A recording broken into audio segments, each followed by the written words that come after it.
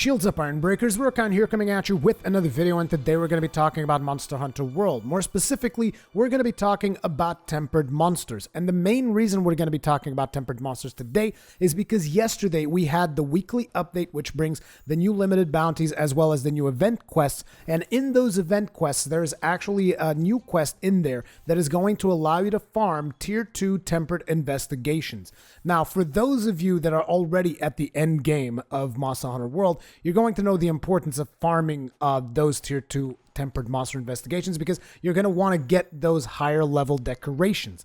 So before I get into explaining what are tempered monsters, because I know some of you guys are not going to know about tempered monsters yet because you haven't fought them or stuff like that. But before we get to that part, let me just explain real quick how you're going to be going about farming these tier 2 tempered monster investigations. So you're going to go into your quest board, you're going to go into events, and then you're going to look for a quest there that is called Snow and Cherry Blossoms. This is only going to be available this week, people. Okay, so keep that in mind, at least for the time being. It might come back later in the future. But anyway, at that point, you're probably going to be farming tier 3.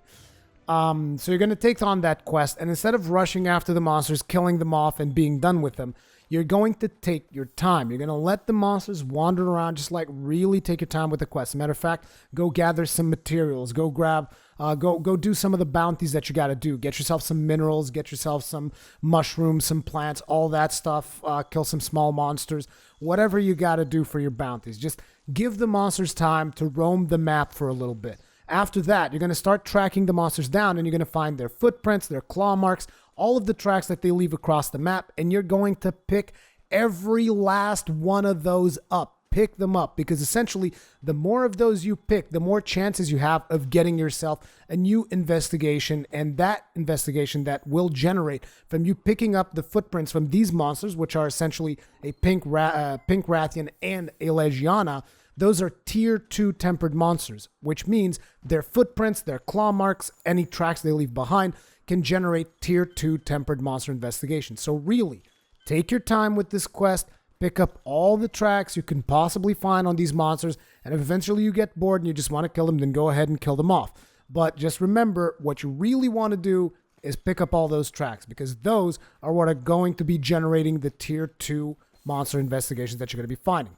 So at this point, you guys might be wondering, so how do I identify what the tier of a tempered monster is? Well, if you look into the investigation, you'll notice that it's got a hunter rank requirement in there. If that hunter rank is anywhere between 13 and 29, that is a tier 1 tempered monster quest, which means it will give you the lowest tier of rewards, which essentially, in the case of tempered monster investigations, are going to be decorations. So you're going to get the lowest tier of decorations, which are still important for certain skills, but naturally, as you progress in the game, you're going to want the higher tier of decorations.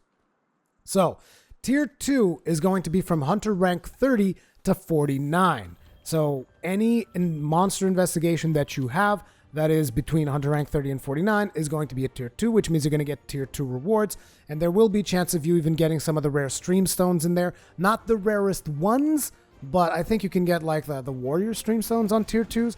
But I think they are also rare. Like what you really want if you're going for the warrior stones and the hero stones, you want to make sure that you get the tier 3 quests, which are hunter rank 50 plus. And you can also recognize them because they're going to be of elder dragons. Okay?